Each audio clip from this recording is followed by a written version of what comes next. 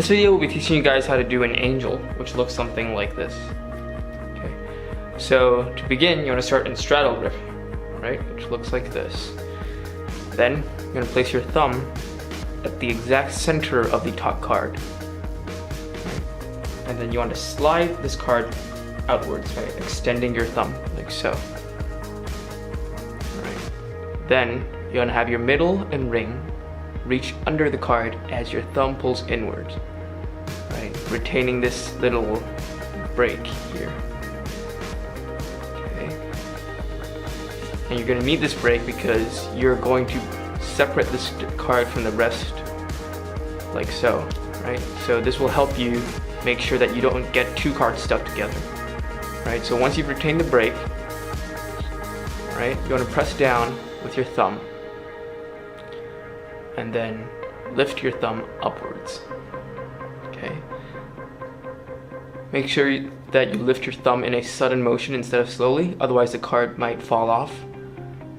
Right? And once you're here, all you gotta do to close is just simply place your thumb back on top of the deck.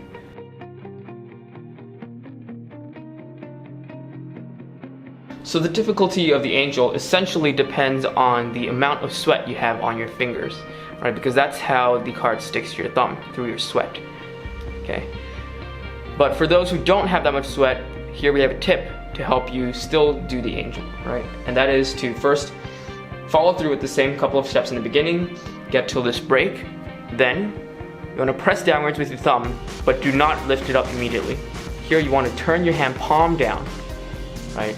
And let the card balance on top of your thumb with the help of gravity, like so, okay? Then you can lift the rest of the deck away, balancing that card on your thumb, and then you can simply turn your hand palm up like so, okay?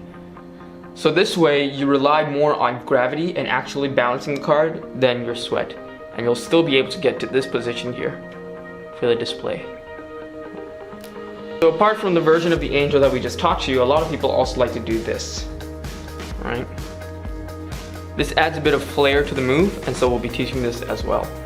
So the way to do this is that the first couple of steps are exactly the same. You hold this break here, then you turn your hand palm down, and you still angel the card, still pressing down with your thumb. Make sure it sticks to your thumb. And then what you're gonna do is you're gonna draw a circle with your thumb as you turn your hand palm up, like so, right? So that looks like this. Okay. Once you're here, you want to use these three fingers to press downward on this packet, and you should be able to lift it up slightly like so. That's because you're holding this deck in the straddle grip, right? So once you're here, simply bring your thumb back in, placing the card on the bottom, and let the packet fall on top of the card.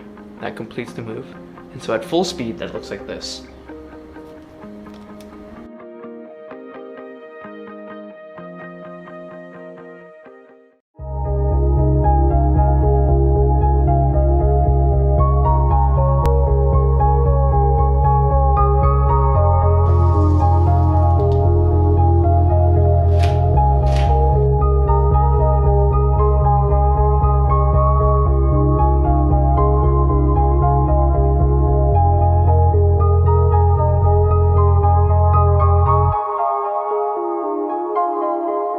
In this video, we'll be teaching you how to do an arm spread. If you don't know how to do a ribbon spread, make sure you go check that out first, because the arm spread has very similar mechanics, except you're spreading it onto your arm. Right, so you're gonna grab the cards in this grip. Okay, that's your thumb on the left here, index just on top, middle ring on, and pinky on the long edge on the right. Okay. And you want to start spreading the cards at around this position. You want to make sure that the spread starts on top of these fingers, because these fingers will later be responsible for turning the spread over. Okay? So to make sure you spread on top of these fingers here. So you're just going to place the deck here in this position, and you're going to apply pressure as you spread the cards with your middle and ring finger. Beveling the deck slightly also helps, as it did with the ribbon spread. So you're just gonna spread the cards onto your arm, like so. Then you're gonna turn over the cards using your middle and ring finger, okay?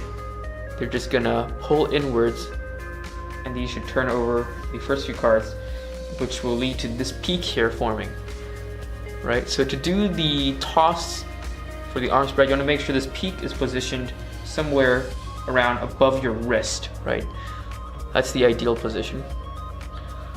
And so now you're ready to do the toss and the catch, right? So the toss will happen just by you suddenly moving your left hand upwards, okay? And the catch will happen with your right hand between your thumb and the rest of these fingers. So the motion will be something like this, all right? So these are gonna happen simultaneously. You wanna have your right hand come over, contact the tip of this peak, okay? Then you're gonna move both hands upwards together. Make this a sudden motion so that all the cards will slide up along this slope here into your right hand. Okay, so this is what that looks like. Right, so once again, here, control this peak so that it's on top of your wrist. Place your right hand on top. Then you're gonna just move both hands upwards, and your right hand's gonna quickly move downwards and clamp onto the whole deck, like so, right? We'll be showing you this from another angle. So let's take a look at the arm spread from another angle. First, grab the cards in this grip, thumb on one of the long edges, middle, ring, pinky on the other. Then extend your left hand, bevel the cards slightly, and place it on top of the fingers of your left hand. Then you're going to spread the cards by applying pressure with your middle and ring finger. Spreading the cards like so. Then you want to flip the cards using your middle and ring of your left hand. And control this peak so that it is on top of your wrist. Then have your right hand come over, contact the top of this peak, and together with both hands you're gonna toss the whole deck upwards, and you're gonna clamp downwards with your right hand, grabbing all the cards like that. Let's take a look at that again. Spread, turn over, right hand comes over to contact the top and grabs the cards, and that's the arm spread.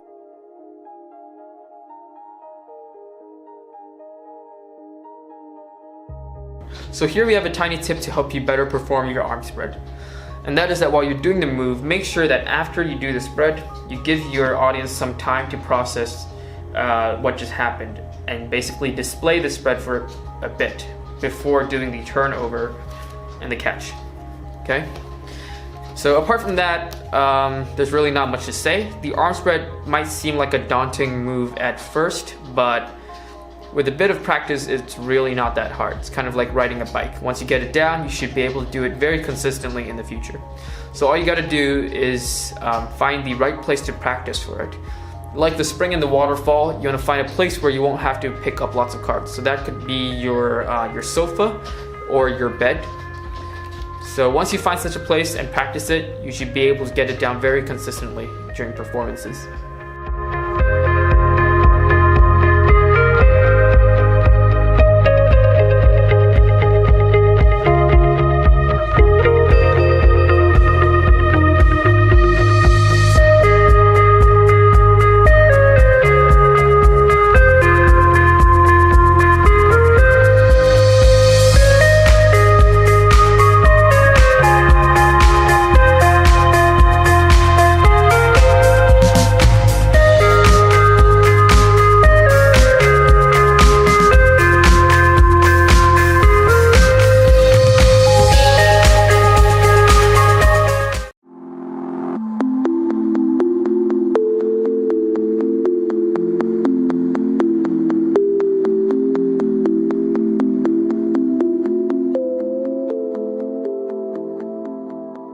In this video, we'll be teaching you guys how to do the classic card twirl, which looks like this.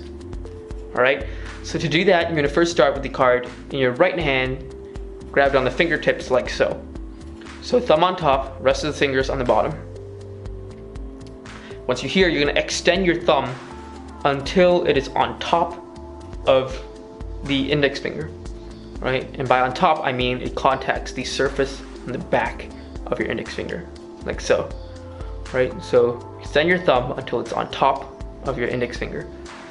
Then your middle should be able to grab the card from this position, contacting the top of the card here.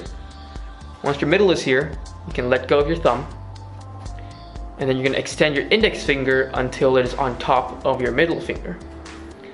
And you'll see really soon that we'll be repeating this pattern a lot. Okay. Then your ring finger comes over, contacts the card from on top. Once your ring is here, your index can let go, and your middle will extend until it can come on top of your ring finger. Then your pinky contacts the card from the top here.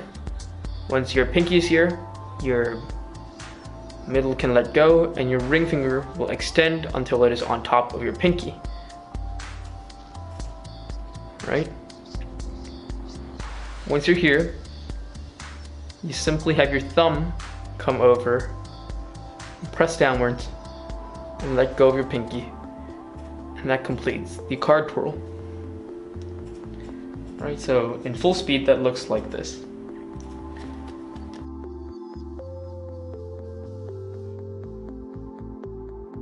So here we have a simple tip for the card twirl, and that is to grab the single card on your fingertips while doing the twirl, because this way it looks like the card is moving on its own a bit more, and it adds that extra flair to the move. If you have it, say, deep inside here, the move will be a lot harder to do, first of all, because your fingers will have a hard time reaching the top here, and even if they do, it just looks less flashy. Right? So instead, you want it to look like this.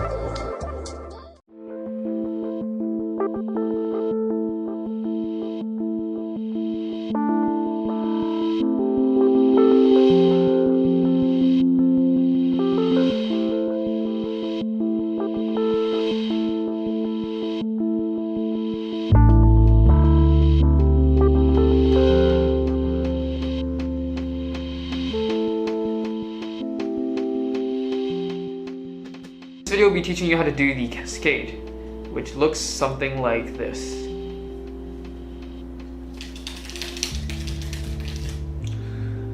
So before you learn this move, make sure you check out our tutorials on the Pharaoh and the waterfall. So we won't be covering those in this video. Alright, so to begin, you're going to first do the Pharaoh.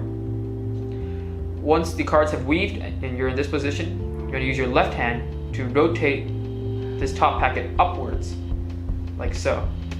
Then you want to place your index between these two packets and your thumb at the bottom of the top packet. So now you can grip the cards in this position. Then your left hand prepares to receive the cards in the same grip as it would for a waterfall. Then you release your right index finger, and this should allow the cards to fall one by one into your left hand. Then you just square up the cards, and that completes the cascade.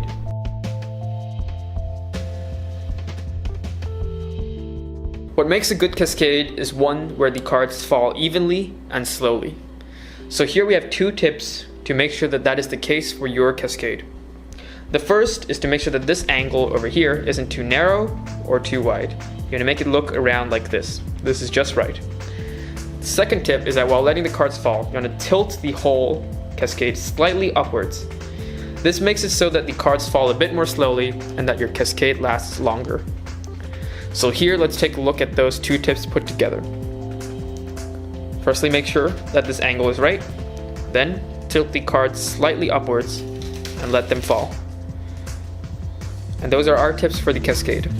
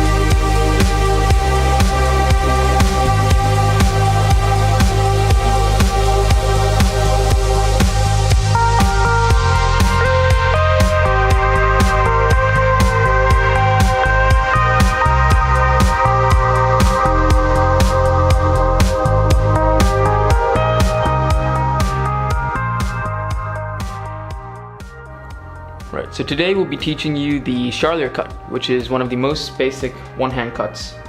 And it looks something like this. Okay, so to do the Charlier cut, you have to first start with a straddle grip.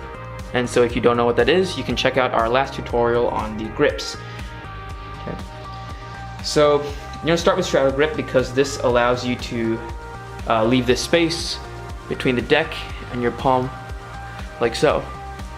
And this allows you to let part of the deck fall into your palm from your thumb here, like that. Okay. Once you're here, your index curls under this bottom packet and pushes it up until it contacts your thumb on the top here. Okay. Once you're here, your index will continue to push up, but your thumb can let go of the top packet. So this allows these two packets to clear, and this top packet will fall into your palm, while the other rests on your thumb here. Once you're here, all you have to do is have your thumb push downward and let the packet fall on top of the other. And that completes the Charlier cut.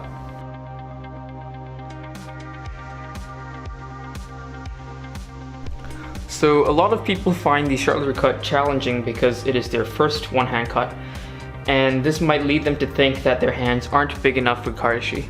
But most of these problems can be resolved by some tips and tricks that we are about to show you here. And so the first is to grab the deck near your fingertips, like so, while doing the move. Because if you don't do that, say if you grab the deck down here, it will be hard to complete the move because the bottom packet won't have space to clear with the top. But if you grab the deck near your fingertips, this gives the bottom packet a lot of space to be very smoothly pushed upwards. And that's the first tip. And the second is that when you're pushing the bottom packet up,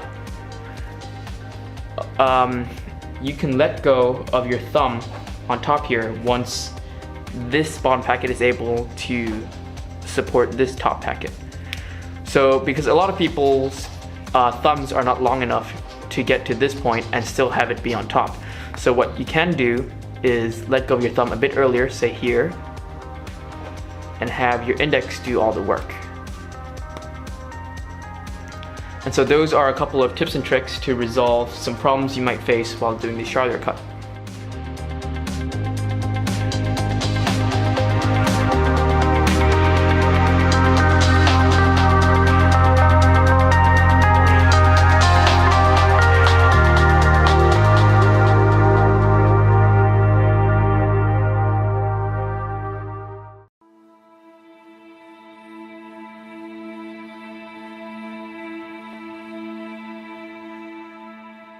In this video, we'll be teaching you guys two ways to condition your decks. The first is by breaking in, and the second is by applying fanning powder.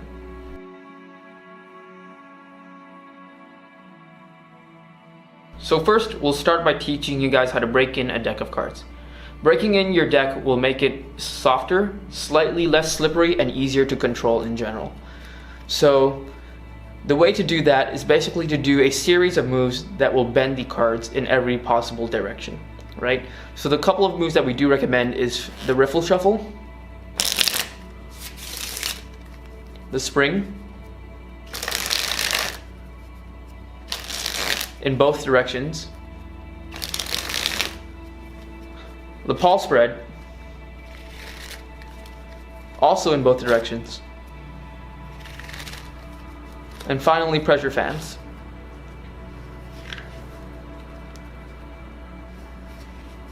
Right? So if you do all of these moves consecutively and repeat this process for a couple of times, this will result in your deck being a lot softer and easier to control. And that's the process of breaking in your cards.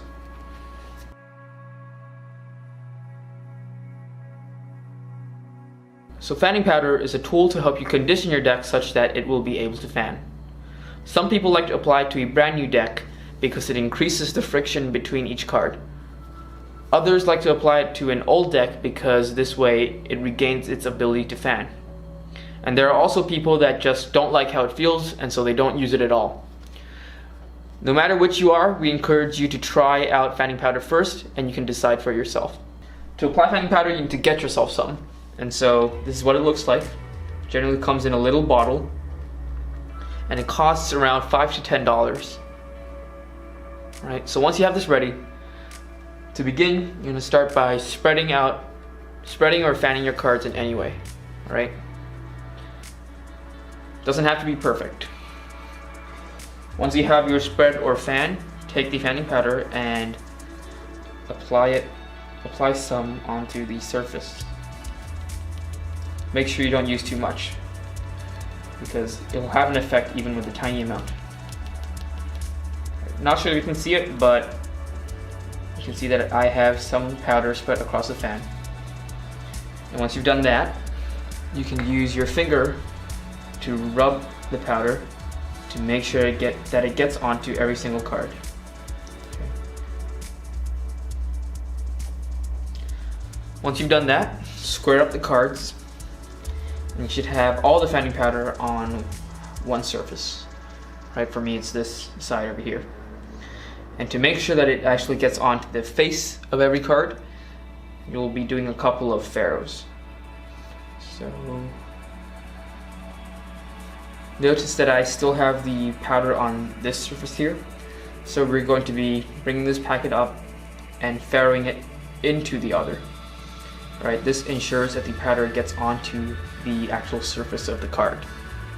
Okay, and so you want to repeat this step for a couple of times.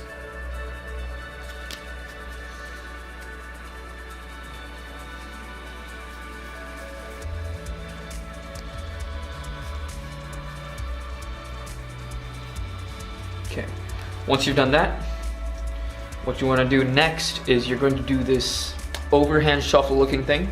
Basically, you grab the deck between your thumb and your middle, like so. And you're going to come over with your left hand and slide off a single card with your thumb, one at a time, like this. And make sure you're applying good pressure downwards as you're sliding the card off. All right? This makes sure that the powder is spread evenly across the surface. All right, so you want to do this, pull off one card at a time until you finish the whole deck. All right? And once you've done that, you're going to repeat this process, but for the other face. All right? So I'm going to be skipping this process, but you want to do it for both faces, and you want to repeat this whole process for a couple of times, as many times as you can actually. And with that, you should be able to get a deck that will fan properly.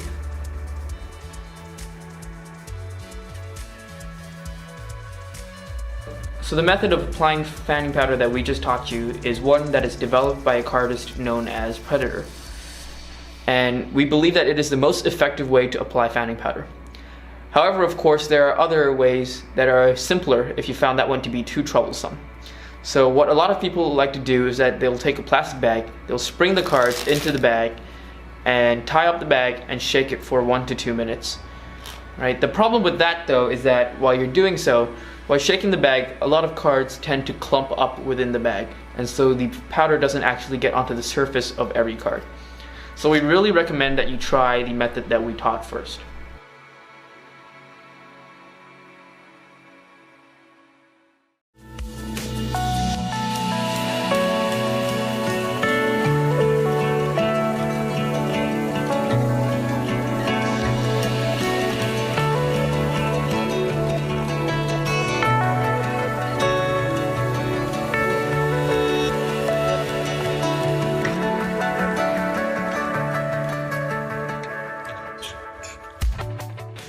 In this video, we'll be teaching you guys how to do the deck flip, which looks like this, right? So to begin, you want to start in dealer's grip. Then you want to have your index curl under the deck like so. Okay. At the same time, you want your thumb to shift and contact the top left corner of the deck, all right? And you want these 3 fingers, middle, ring, and pinky, to reach onto the surface of the top card as well. Right. What you're going to do is you're going to apply pressure downwards with your thumb, middle, ring, and pinky, while applying pressure upwards with your index. Right. This gives the deck a bit of tension, and you're now ready to do the actual flip. To do that, you want to essentially flick your index finger up and outwards like so. Right. What this does is that it applies pressure on this point here, allowing the deck to later rotate in this direction. Okay. So at the same time as you're doing this flick here, you want to let go of these 3 fingers. All right. So you want to do these 2 things at the same time, and you should get this flip.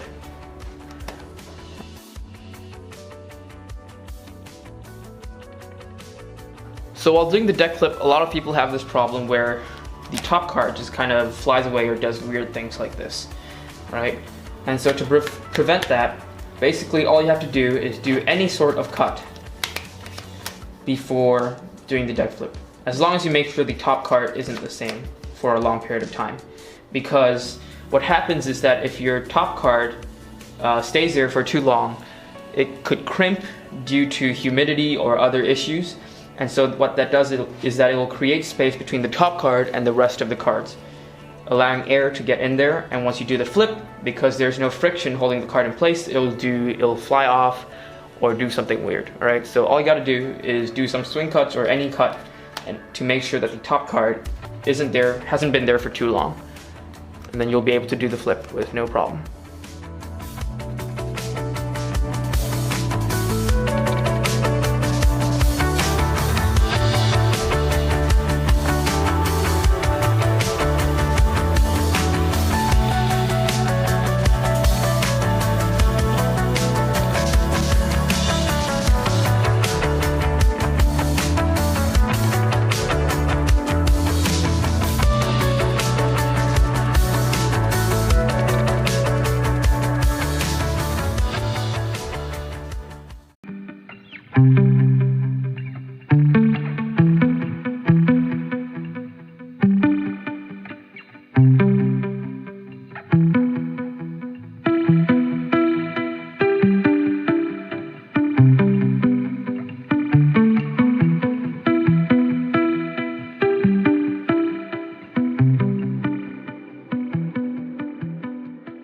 In this video, we'll be teaching you guys how to do the dribble, which looks like this. Right? So, to do this move, you want to have your right hand come over, contact the deck with your thumb on the bottom left corner, pinky on the top right corner. Alright? Then you want to have your middle and ring lie to the side of your pinky. And you want to have your index contacting the long edge here of the deck. Right? Around this position. And so the grip looks like this. Okay? Once you're here, you're going to apply pressure downwards with your index and upwards with your thumb, right?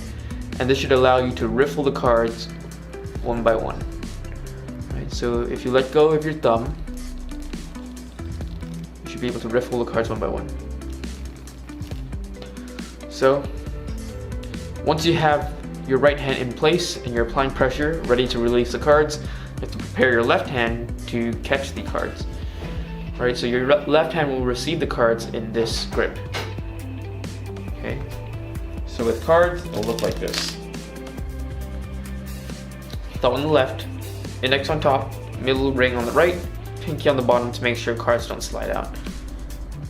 With this grip, you'll also be able to easily square up the cards once the dribble is completed. Alright, so once you're here and you're ready to dribble the cards on your right hand, and you also have your left hand ready to receive the cards, all you got to do is, like I said earlier,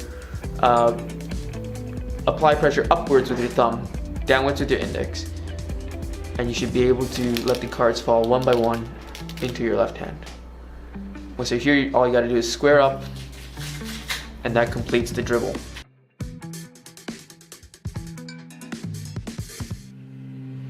So here we have two tips to help you make sure that your cards fall one by one in your dribbles.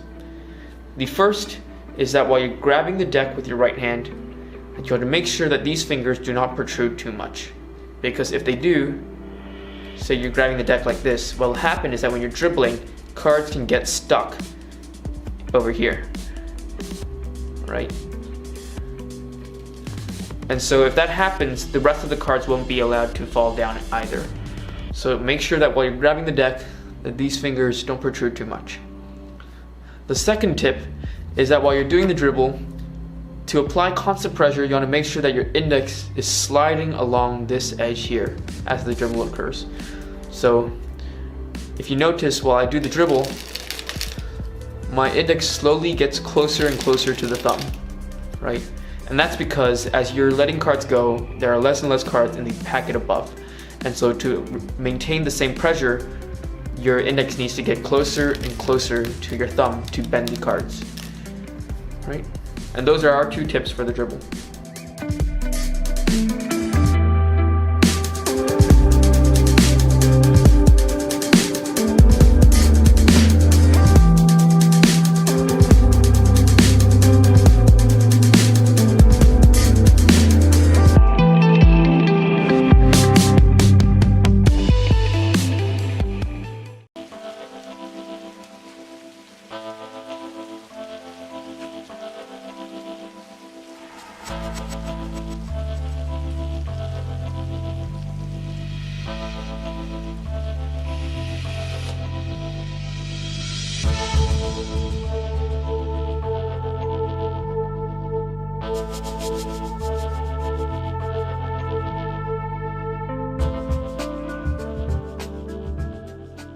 In this video, we'll be teaching you how to do the Pharaoh Shuffle, which looks like this.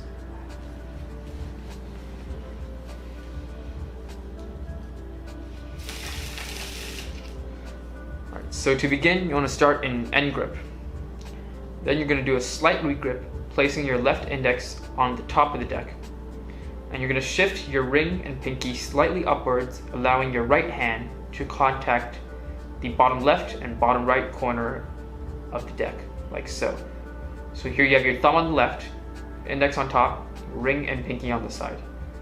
Right, so this allows you to split the deck into two packets, and then you're going to slide it down until you reach this position where your left thumb and your right ring can grip this packet like so.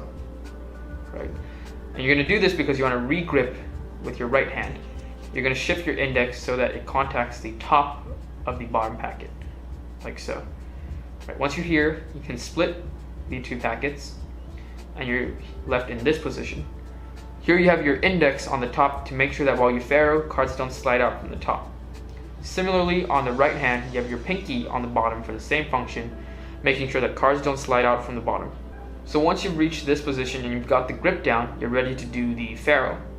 And so what you're going to do is you're going to contact the bottom left corner of this packet and the upper left corner of this packet together. And you want to have an angle slightly upwards so that the cards can more easily weave together.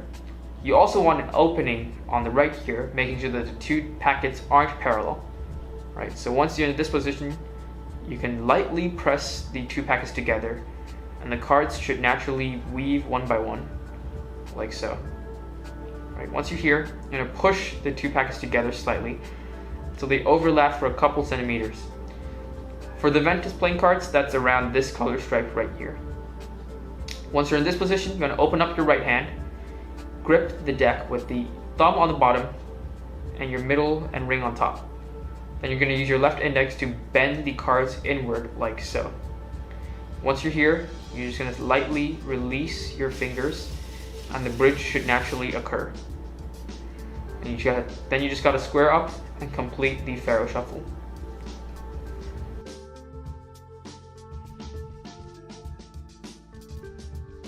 A lot of people have trouble weaving the two packets together. This technique is one that is very hard to be described by words, but we have a couple of tips to help you better increase your chances of making it work. So the first is to ensure that there are no spaces between the cards of each packet. And you can ensure that by pressing downwards onto these packets with the index of each hand. Okay. The second tip is that you want to make sure that your packets are square before doing the Pharaoh. So you can knock the two packets together like so to square up the decks. Our third tip is that while you're doing the Pharaoh, you want to slightly rub the two packets in opposite directions together. Right. You want to do this because this move works because of how the cards slide into the space between the cards of the other packet. And so rubbing the two packets together naturally makes it more likely that one card will slide into these spaces and that the rest will follow.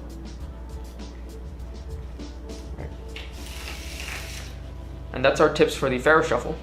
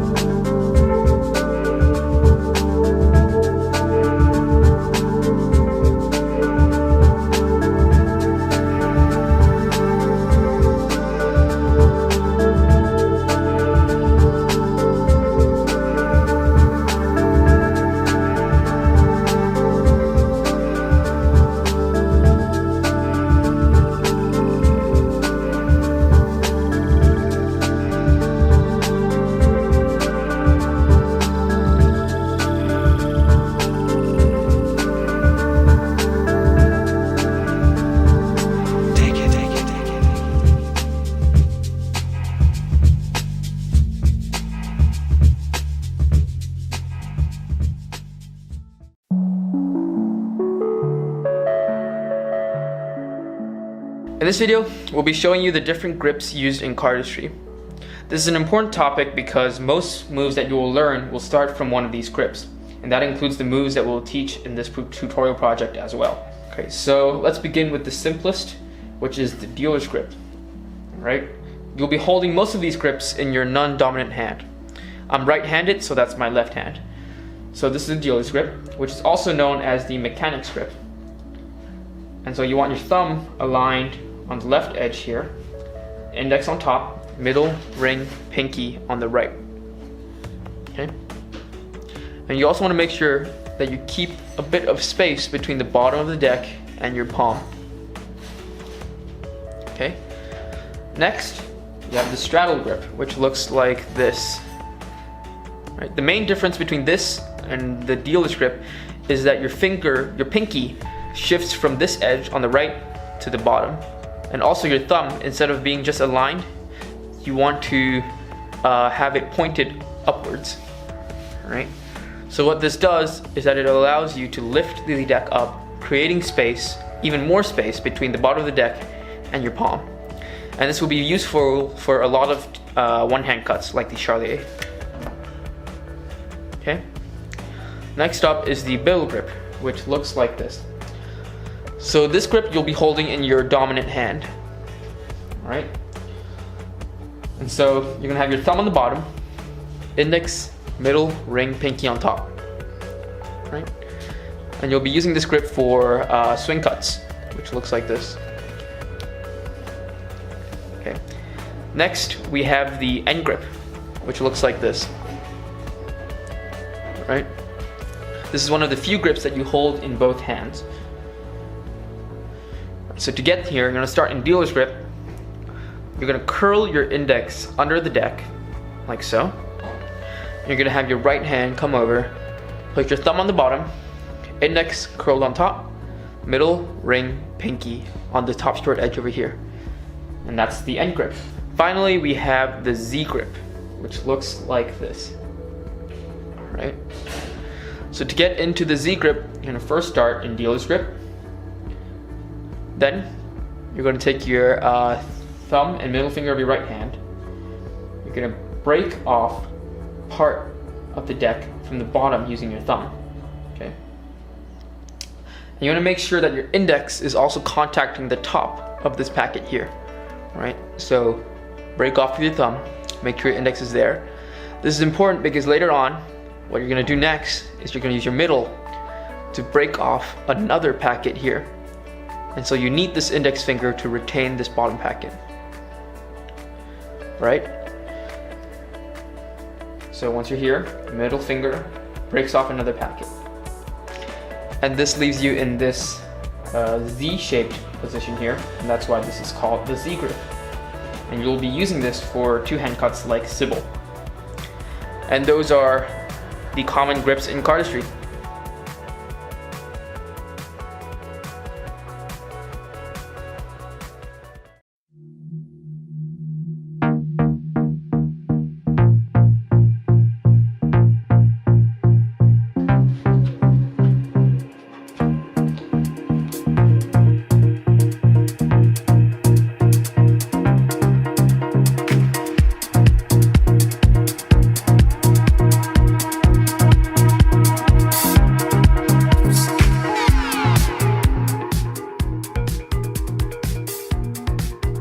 So before we begin this tutorial, we wanted to emphasize that this actually isn't the original version of the hotshot cut that Daryl taught, because we modified the one-hand cut on the left hand to make it a bit easier, because we think that the point of this move should be the shot instead of the one-hand cut, right? So we made it easier so that people could more easily get to the actual card shot.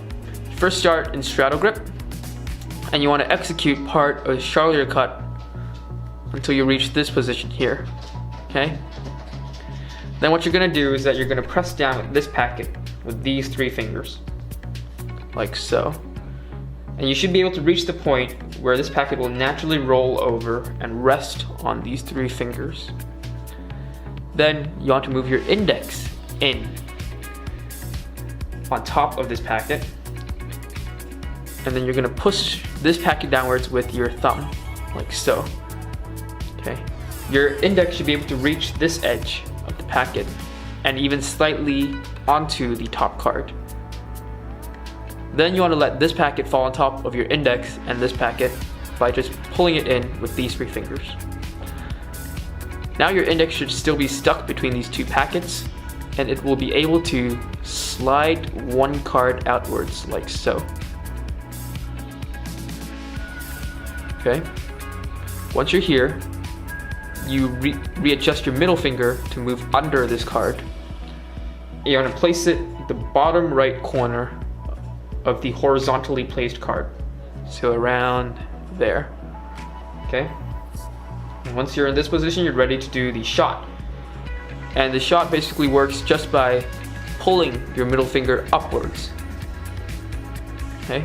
And it's going to shoot out in this general direction to the right here. Like that.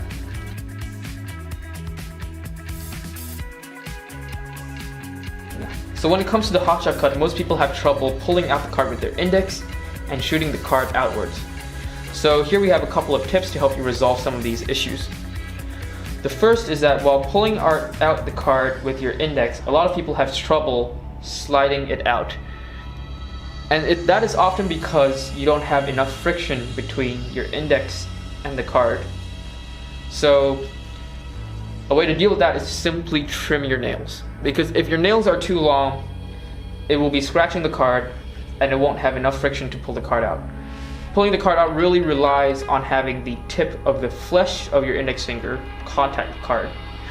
Okay, so that's our first tip. The second is that for the card shot, you're gonna make sure that this card is placed in the right position. If it's too far in, you won't be able to do a good looking shot. But if it's too far out, it will be hard to control as well.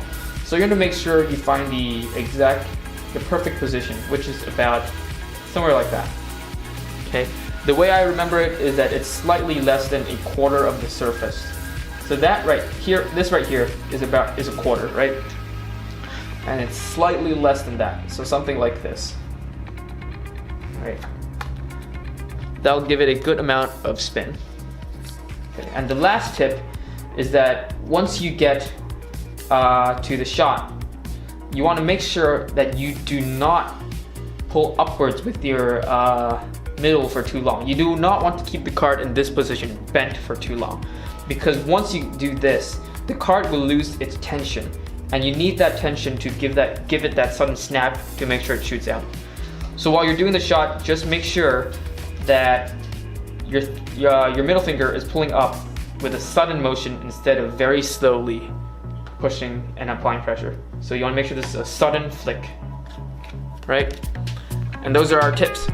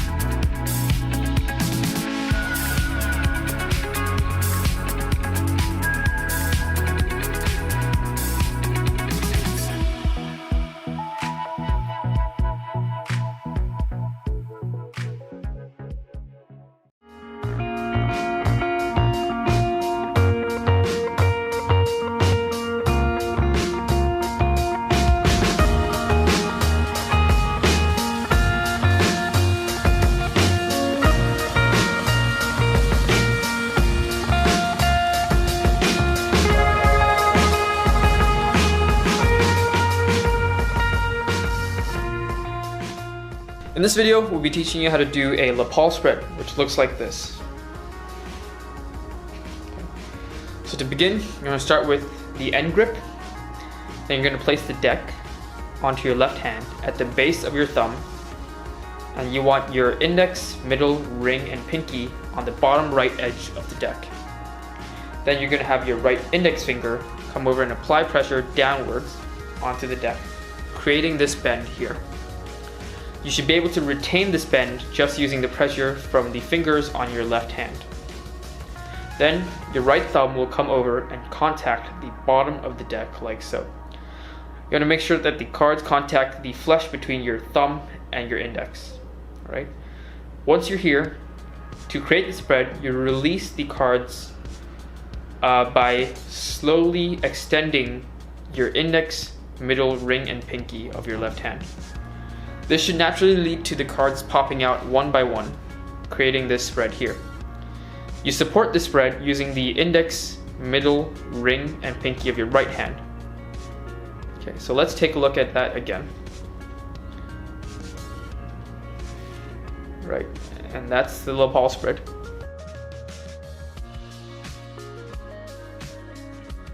So here we have a couple of tips to help you better practice the lapel spread.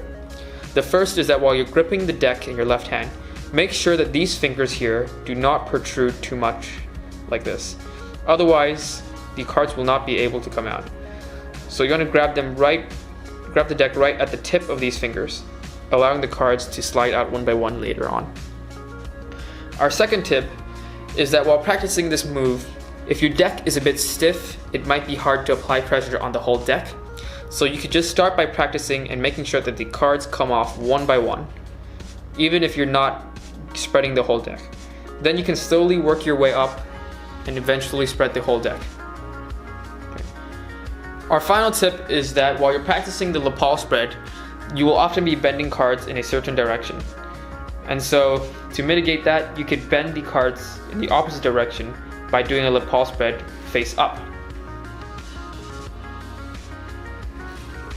And those are our tips for the lapel spread.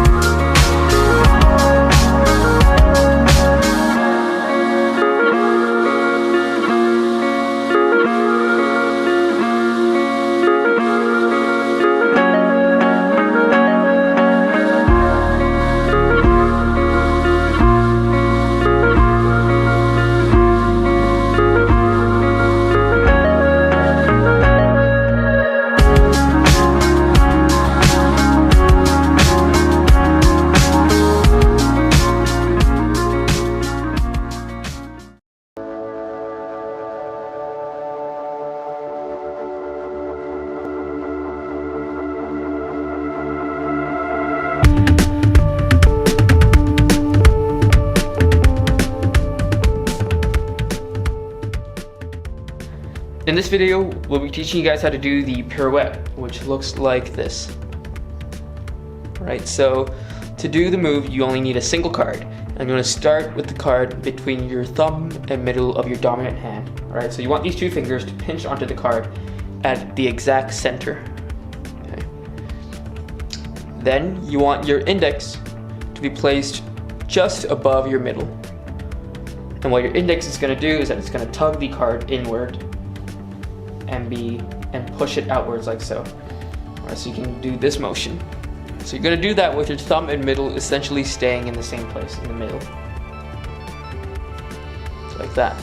Alright, so to do the actual spin, you want to first extend your index finger outwards. Then you want to pull inwards in a sudden motion with your index. You're going to pull inwards, and at the same time you're going to let go of your thumb. Right? So that looks like this.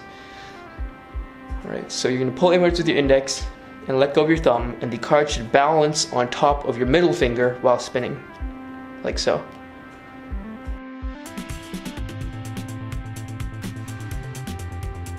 So here we have 3 tips to help you get your pirouette more consistently.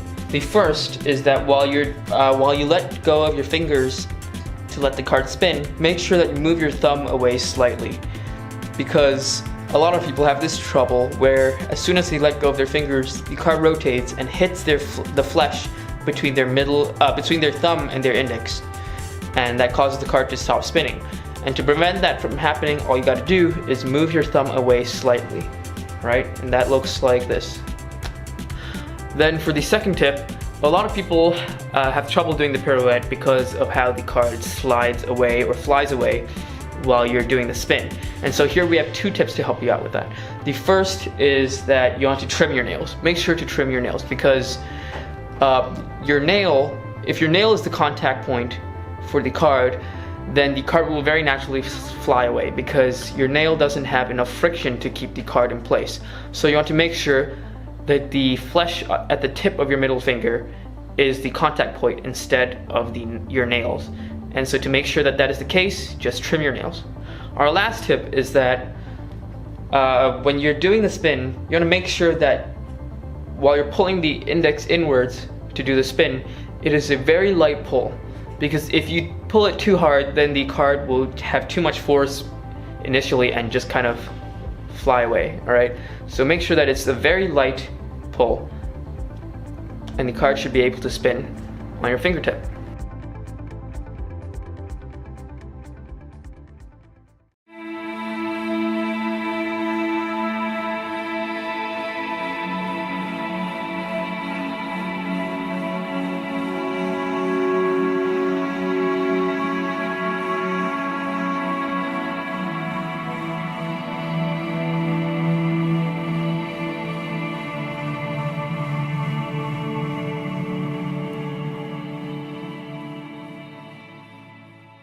In this video, we'll be teaching you guys how to do a pressure fan, which looks like this.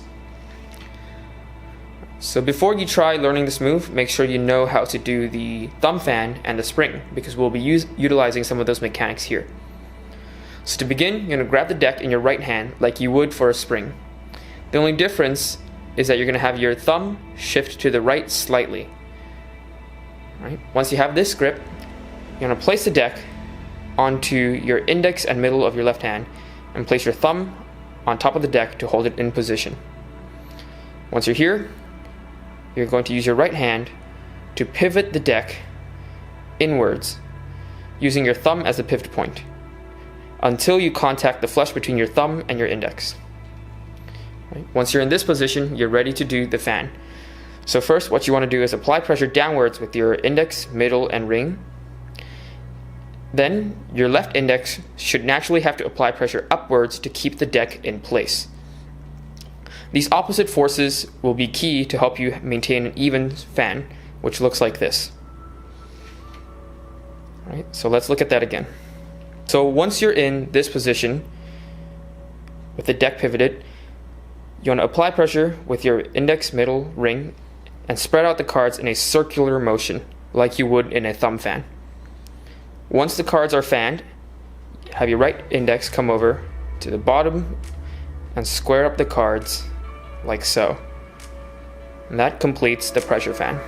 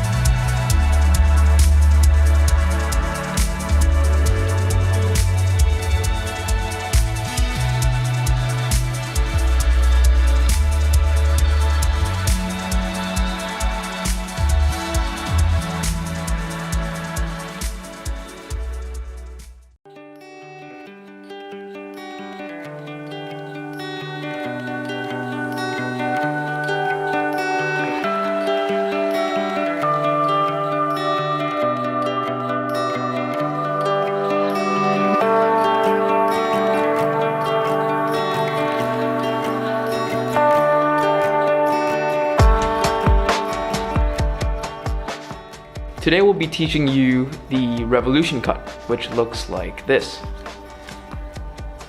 Alright, so to do this cut, you want to start in straddle grip, like so.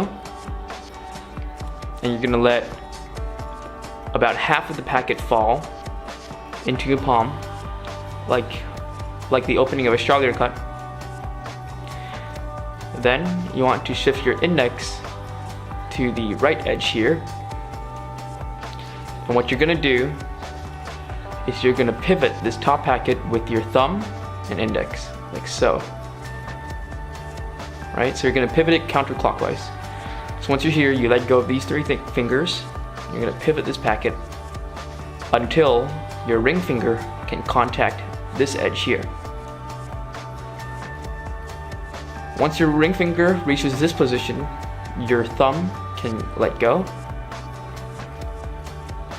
and your index and ring will continue to pivot this packet in the same direction, while your thumb shifts back here to support this packet which is about to fall on it.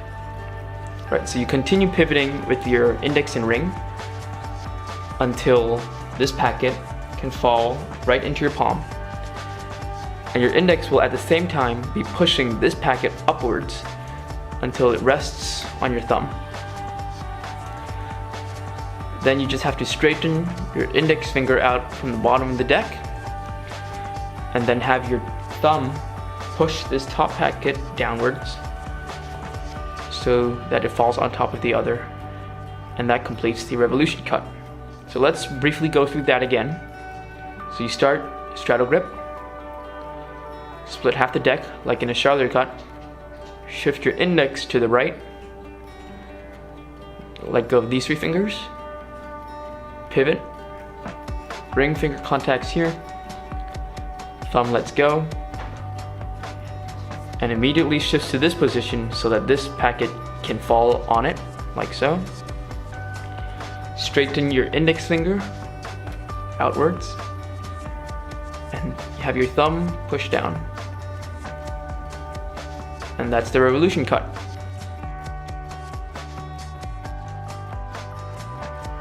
So while doing the revolution cut, a lot of people have trouble getting their spin smooth. And the way to resolve that is to realize that the whole spin is a single motion. What I mean by that is that when people do the move, a lot of them rush while doing this first pivot here, so that when they re-grip with their ring, they're forced to slow down, and that makes the move look less smooth. What you want to do instead is start slow, but complete the spin at the same speed, like so. And that makes the spin look more smooth. So a second tip to make your revolution cut look better is that while doing the spin, before you start spinning, you can pivot the packet clockwise slightly, like so, before doing the spin. What this does is that it makes it look like this packet spins more than just 180 degrees. Right, so because you're adding this little swing in the beginning, it looks like the packet spins more.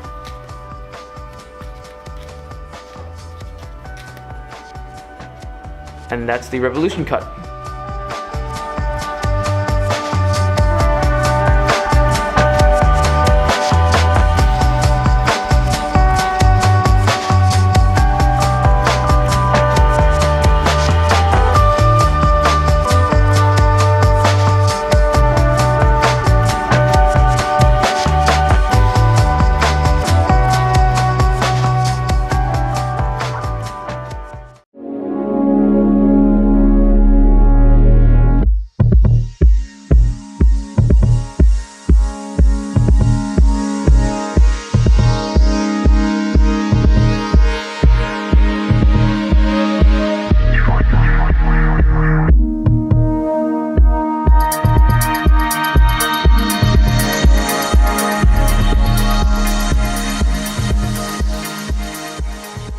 Hello everyone, in this video we'll be teaching you how to do a ribbon spread, which looks something like this. Okay, so to do that, first start off with the deck in fiddle grip, okay, like so. Then you're going to have your index placed on the long edge of the deck, like so. Then position the deck on the surface that you want to spread on. Okay? And what's going to happen is that you're going to apply pressure downward with your index finger while sliding the cards across. Okay, like so.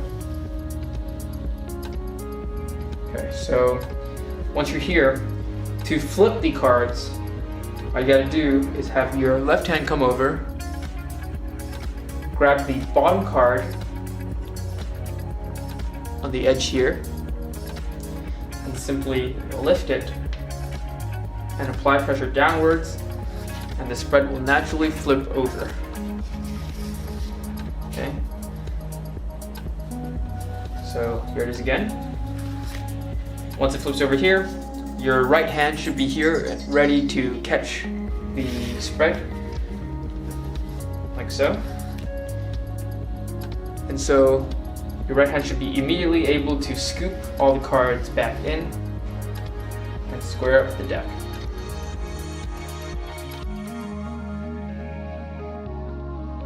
Here we have 4 tips to help you better perform your ribbon spread.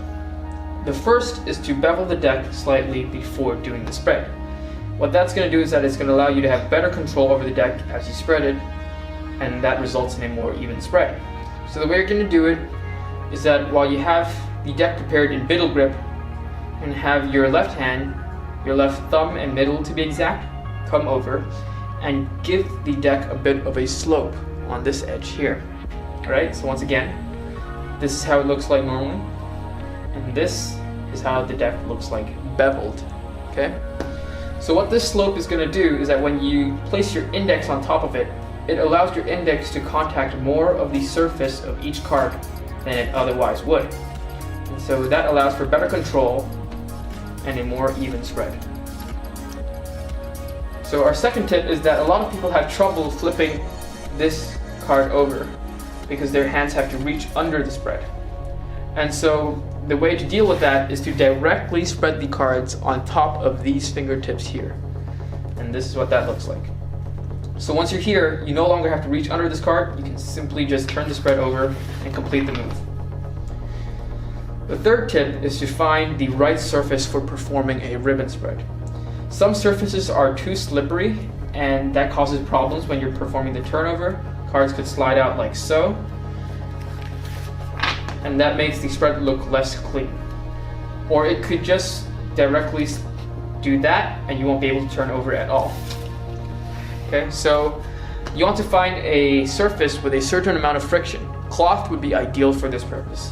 So the last tip for performing a ribbon spread is actually more of a trick, and it is that when you do the turnover, you don't have to flip all the cards over immediately.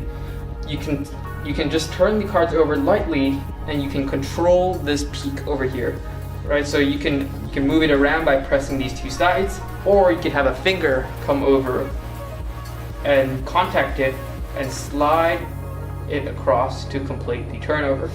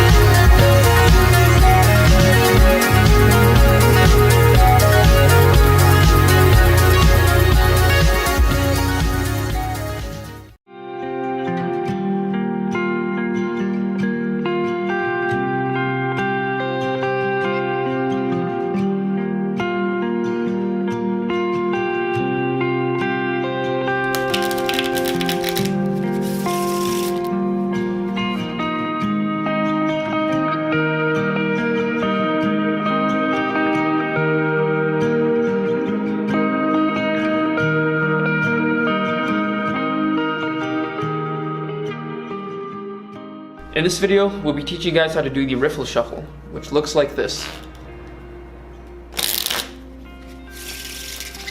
Okay. So to do this move, you're gonna have the deck grabbed in a horizontal straddle grip, which looks like this, right? So index on the long edge on the left, middle ring on top, pinky on the right, thumb on the bottom, right? Like so. Then what you're gonna do is you're gonna curl your index on top of the deck. This will allow you to apply downward pressure with your index and upward pressure with your thumb. And these opposite forces should allow you to riffle cards off. Right? So you're going to riffle cards off and let them fall onto the tip of these fingers here of your left hand. Around there. So as the cards fall, they will be resting on the tip of your fingers here and your middle and ring finger of your right hand. Okay? So you're gonna riffle until you've let go about half of the deck. Then you want to lift your right hand upwards, and this should naturally roll over this packet and it will fall into the palm of your left hand. Then you should be able to immediately grip this packet in a horizontal straddle grip as well. So once again, index here on the long edge, middle and ring on top, pinky on the long edge here, and thumb at the bottom. So you should be grabbing the 2 packets in the same exact grip at this point. Then you want to turn your hands palm down and curl both your indexes above the packets. Then you're ready to do the actual riffle. So while doing the riffle, you want to make sure that the cards do overlap for a bit. Right? Once you've riffled the packets together, you're going to push them in slightly. I find that about 2 centimeters is just right. Okay. Once they overlap 2 centimeters, you're going to place your thumbs on top of the whole deck over here in the center. Then you're going to use your index, middle, and ring finger of both hands to bend the cards inward. Right? And you should be able to maintain this bend with your palm around this position here of both hands, okay? So once you bend in with your fingers, you should be able to maintain this bend, and then you can let go of your the fingers down here, and the cards should naturally form this bridge, right? And that completes the riffle shuffle.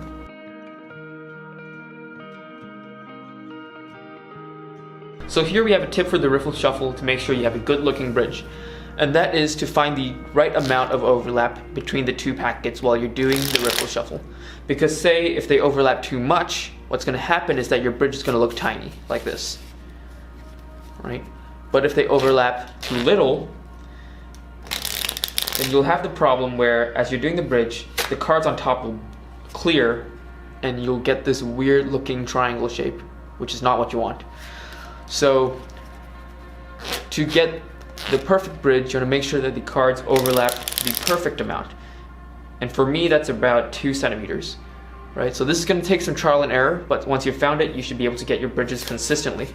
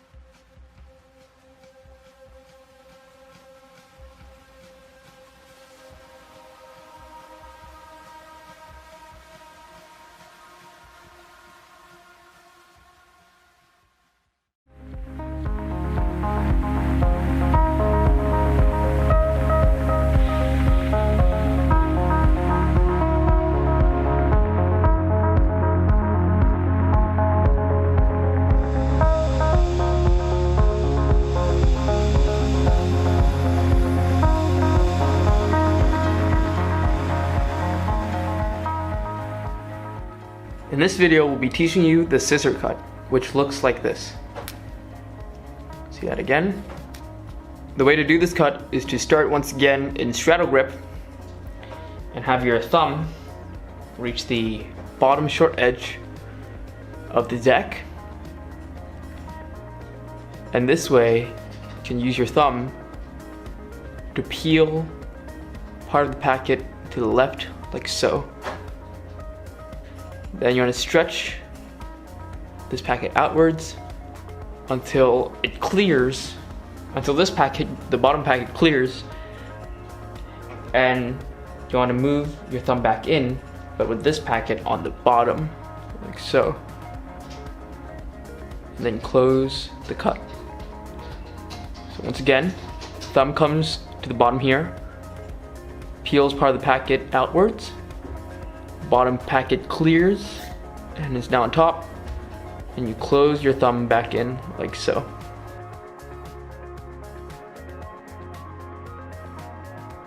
The scissor cut is one of those moves that requires your hand to stretch a lot, like so. But we have a couple of tips and tricks to make this process easier for you. And so the first is that while doing the cut, you want to make sure that you do not keep it perfectly flat, because if you do that, what you see is that your thumb will have to reach very far out for the packets to actually clear. But what you can do instead is that after splitting these two packets, push down with these 3 fingers onto this packet like so, and pull it down slightly, and this gives the 2 packets a bit of an angle, and this makes it easier for them to clear and for this packet to go under. Let me show you that again. So after splitting, press downwards with these 3 fingers so that this packet naturally goes on top of the other one, and you close the move like so. Right. Another tip is that while doing the cut, this packet down here does not necessarily have to be in contact with this index finger here the whole time. So what you can do is to have your pinky, ring, and middle in this position, and this allows you to grab onto this packet and even let go of your index slightly, like so.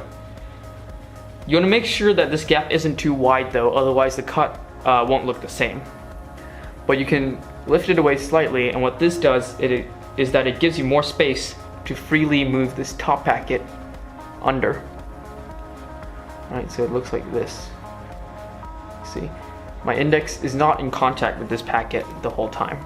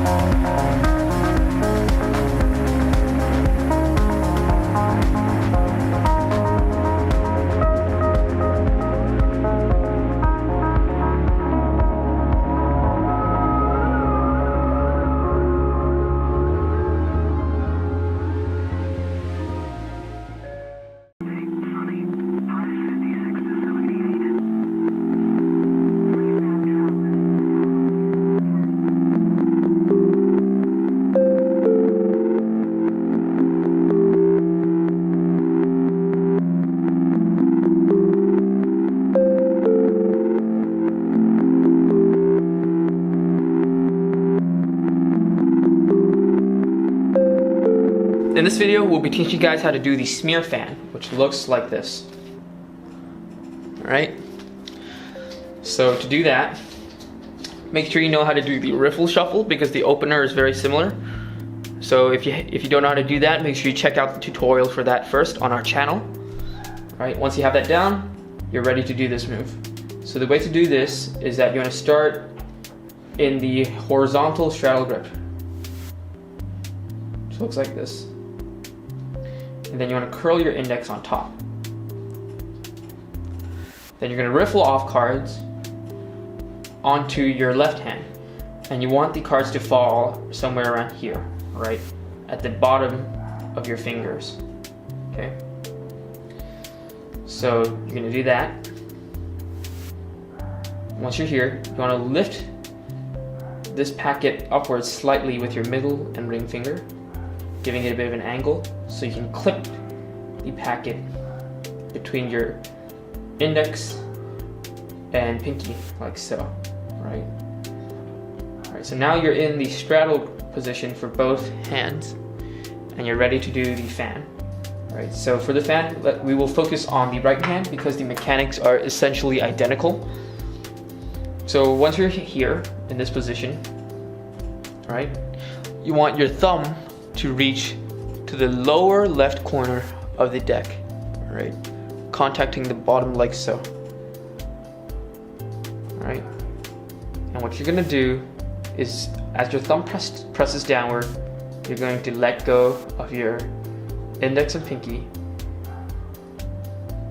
and you're going to essentially spread the cards by moving your thumb outwards and pulling the rest of your fingers downwards, creating this fan. Right, so without the cards, this is what the motion looks like. Okay? You're spreading the cards by moving your thumb upward and the rest of your fingers downwards. Okay, so once again with the cards, looks like that. Okay.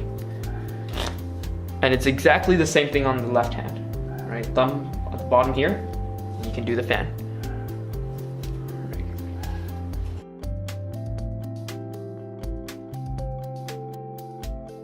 So here we have 2 tips to make your smear fan look more even and bigger.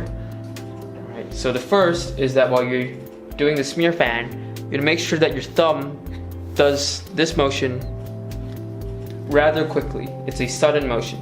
If you do it slowly, the cards are more likely to split and your fan will look uneven, like so. Right, so make sure you apply pressure downwards and do the move quickly. You should be able to get a more even looking fan. The second tip is that while you're doing the move, make sure to extend your thumb as far out as possible and even reaching around your index slightly. Okay? Because some people, when they do the smear fan, if you don't let your thumb go far enough, it could just look like this, right? But instead, if you move your thumb so that it even contacts the back of your index finger a bit, you'll get a fan with a wider angle, which looks a lot bigger, like this.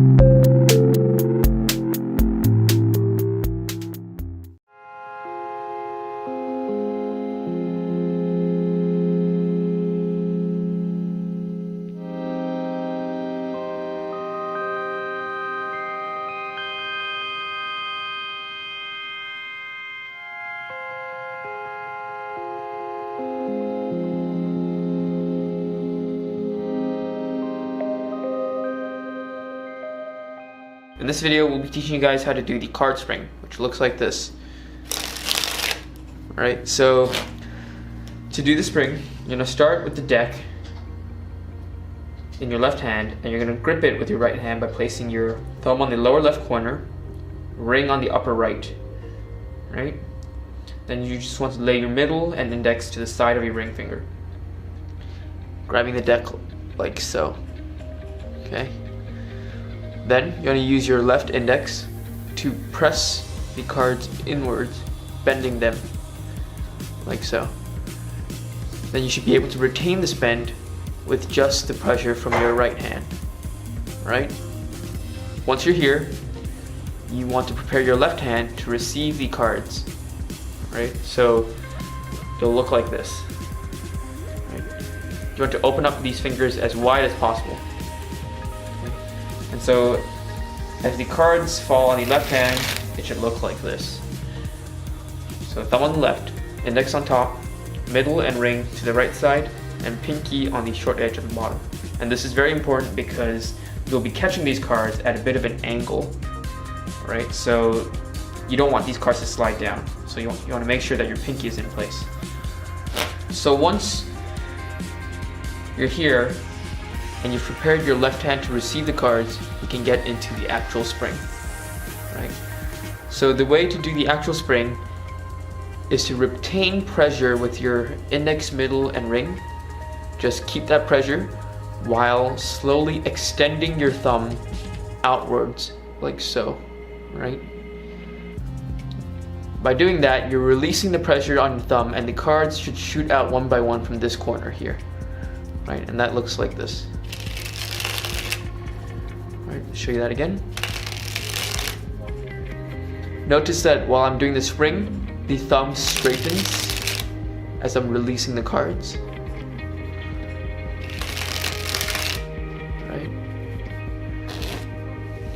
and that's the spring. So let's take a look at the move from another angle.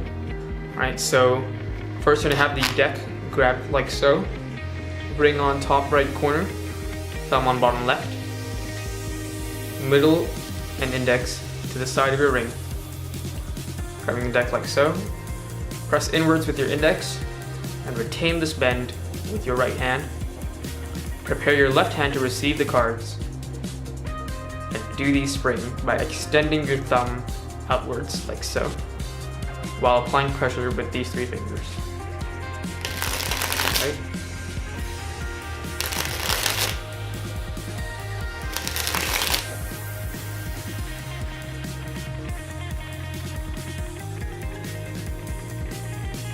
So here we have 2 tips to help you practice and 3 tips to help you perform the spring. The first is to find the right place to practice, because while practicing this move, cards will inevitably fall off everywhere and you'll be picking up a lot of cards. So make sure you're in a place where that is easy to do. So that could be your bed or your sofa, right? The second tip is that while you're doing the spring, while you're practicing the spring, if you do it too much, the cards will be bent in a certain direction. And so to undo that, you either just riffle the cards to undo the bend, or you could turn the deck face up and continue practicing the spring. As for performing the move, our first tip is that a lot of people like to do the spring and close by bringing their 2 hands together. Instead, what you could do is do the move and keep your right hand away from your left, even as the spring finishes. And this displays better control over the cards, right? Our second tip is a way to make your spring longer. So it is to basically, as your right hand moves up, you can keep your left hand in place. And once it reaches the maximum length of your spring, you can then stop moving your right hand and bring your left hand up and close the spring. So what this does is that it creates an instant where the spring is actually this long, right? So your right hand moves up, stops, and the left hand comes over and closes the spring. So with cards, that looks like that, right? Let's look at that again. Okay. Our last tip is a way to make your spring look longer even though it actually isn't. And it is to move your hands together in the same direction as the spring, right? So like this. So while your spring may actually only be this long, if you move it like so, it looks like it started here and ended here, and so it was this long, while actually the spring was only this long. And so while this may seem like it contradicts our last tip, you could actually apply them together. Alright, so you could start way down here, have your right hand move up while your left hand also moves together. Then you're keeping this maximum length as you're moving up. Then your right hand stops moving and your left hand closes. Alright, so applying those two tips together, you could actually get a spring that looks even longer, and that looks something like this. Alright, show you that again. Okay, and those are our tips for the spring.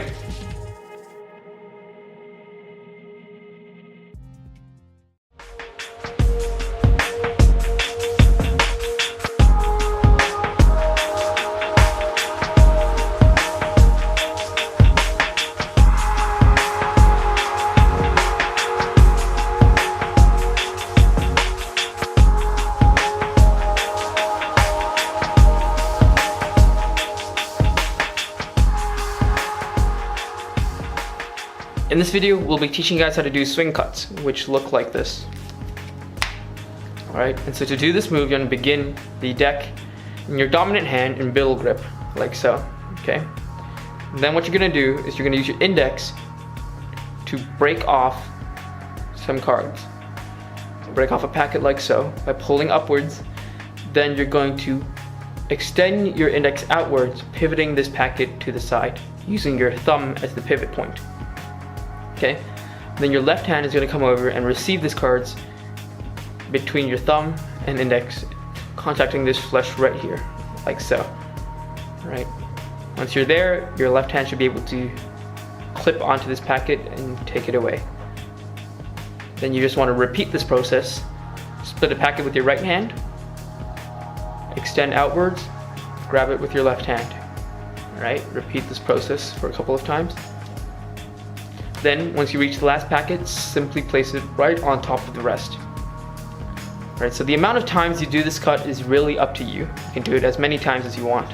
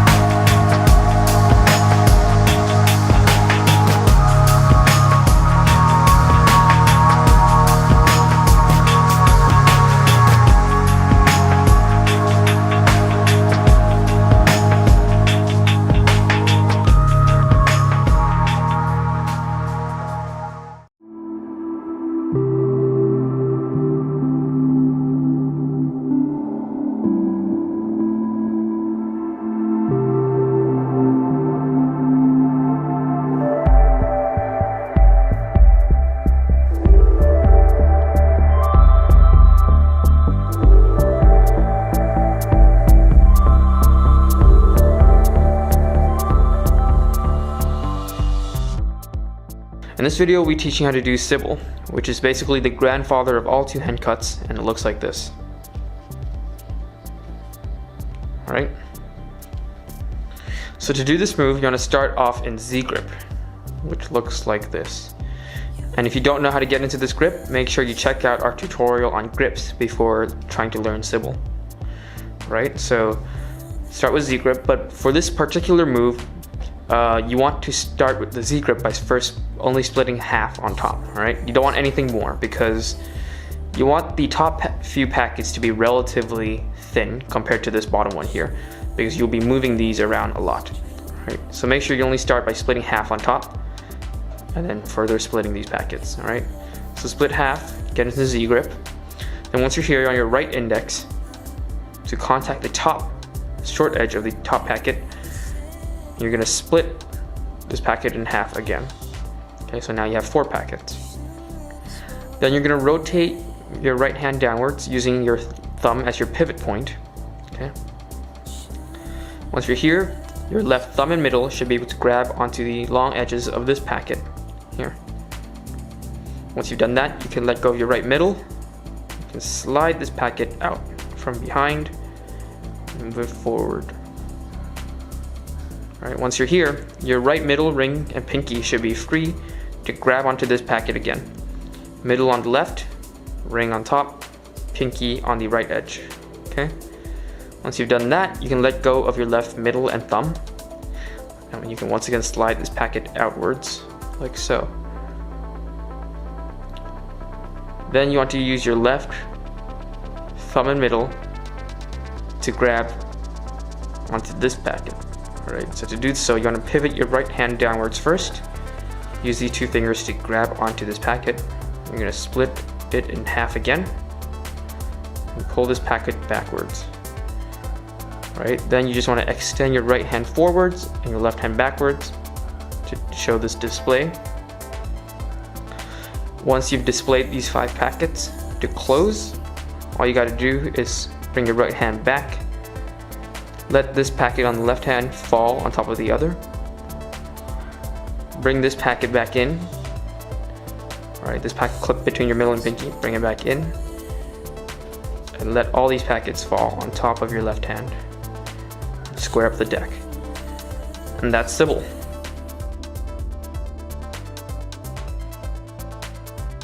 So for most people, Sybil should be the first two-hand cut that they learn. And we have a couple of tips here to make the process of learning Sybil and two-hand cuts in general a bit easier. The first is to use a slightly older deck.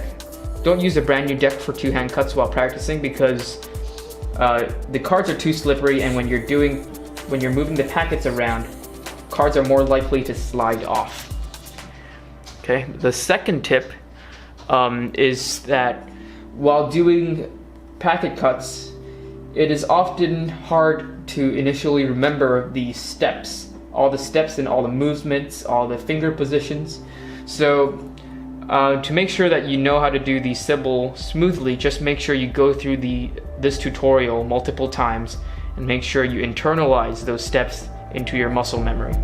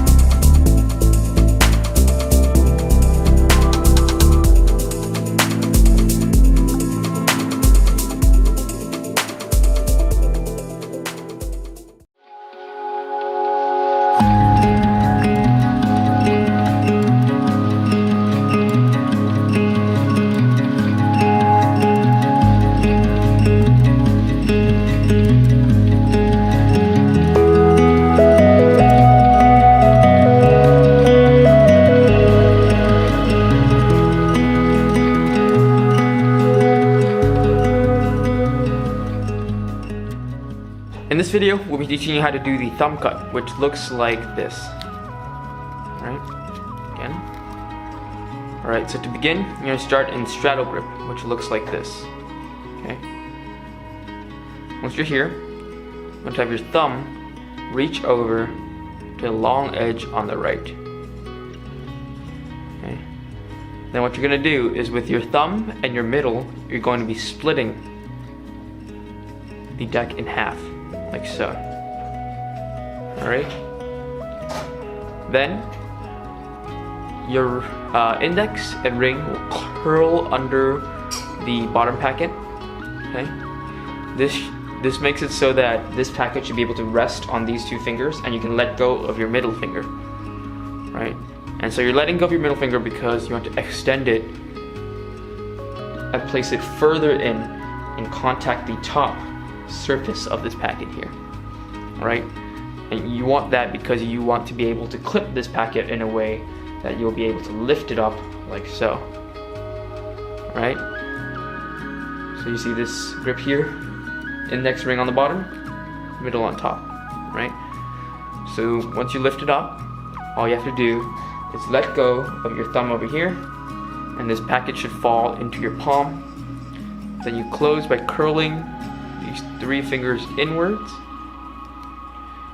Alright, once this packet falls on top of the other, all you have to do is pull out your index and ring finger from the bottom of the top packet, and that completes the thumb cut.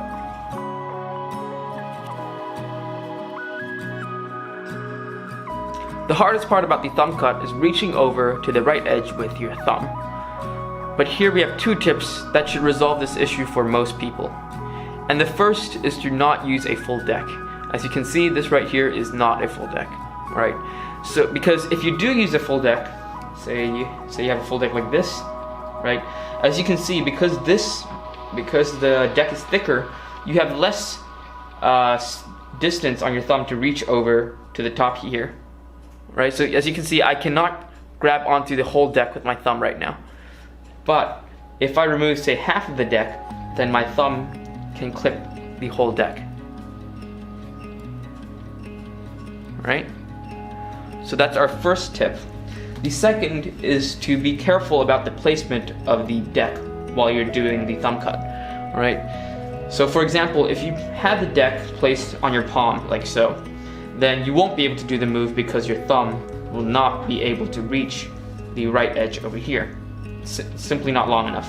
But if you place the deck over here on your fingers, then that gives you all of this space over here to reach around this deck so that your thumb can grab onto the other edge. Right? So while doing this move, you want to pay close attention to where the deck is placed. And those are our 2 tips for the thumb cut.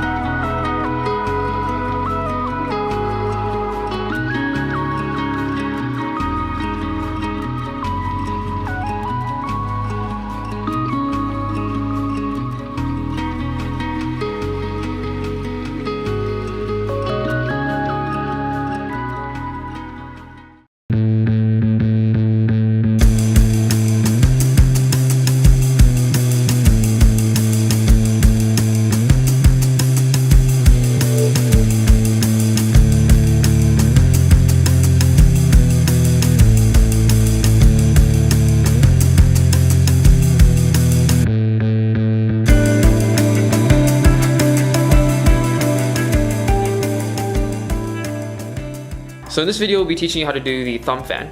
To begin, you want to start an end grip, which looks like this. Okay. Then you want to place the deck on top of your the index and middle finger of your left hand, like so. You want to use your thumb to grip the deck at the bottom center of the deck, like so. Then your right hand's going to come over. You're going to have your thumb on the left end, your index on top, and the remaining 3 fingers on the right. Then what you're going to do is you're going to readjust the deck, rotating it, pivoting it with your thumb as the axis until it hits your flesh over here at this position. Now you're ready to do the fan.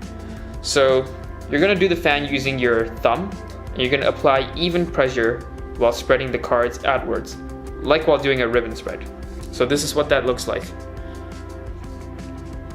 Okay. And to close, simply use your index finger, place it at the bottom of the fan, and reverse the actions by collecting the cards inwards like so.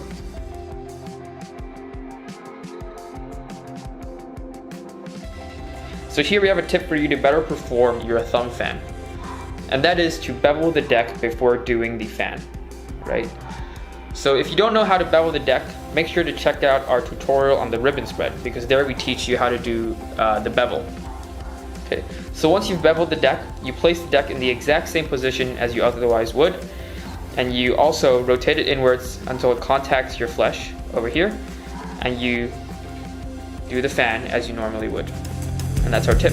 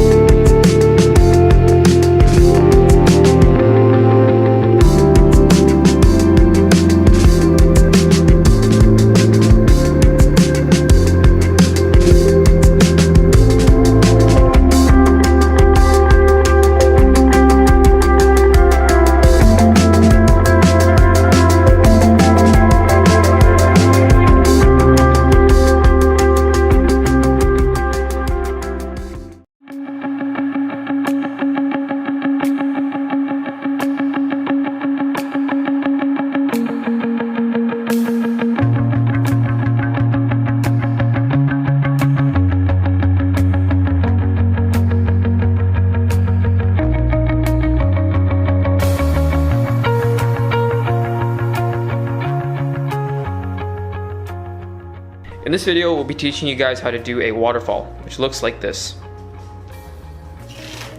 So to do this move, you want to begin in end grip, which looks like this. So once you're here, you want to have your right hand, open up your right hand, have your thumb placed on the bottom, index, middle, ring, and pinky on top, contacting only the edge at the top, okay? Once you're here, you want to have your left index support the bottom of the deck so that you could bend the cards inwards, right, like so. This creates a space between each of the cards, and this will help you make the cards fall one by one, like so. Once your right hand gets into position, your left hand prepares to receive the cards in this position, in this grip. So you have your index on top, middle and ring on the side, pinky at the bottom. Okay. Next, we move into the actual waterfall. So what you're going to do is you're going to extend your index, middle, ring, and pinky of your right hand outwards, and this will naturally make the cards fall one by one, like so. So from this angle, you should be able to more clearly see the steps of a waterfall. So let's go through them real quick. You first start off in end grip. Then you're gonna have your right hand come over and contact these two edges of the deck, like so.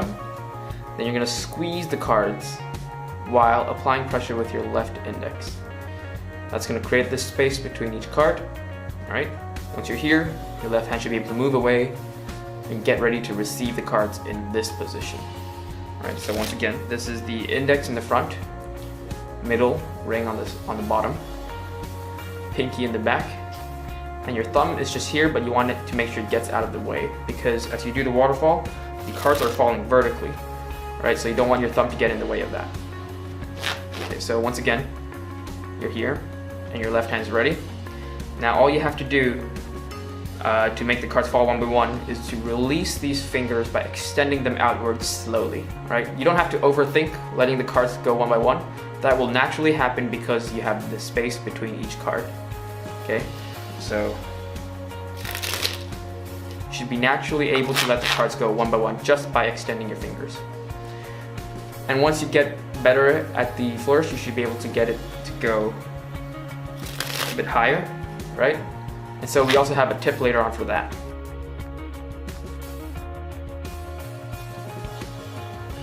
So the way to increase the length of your waterfall is to move your right hand upwards and your left hand downwards while releasing the cards.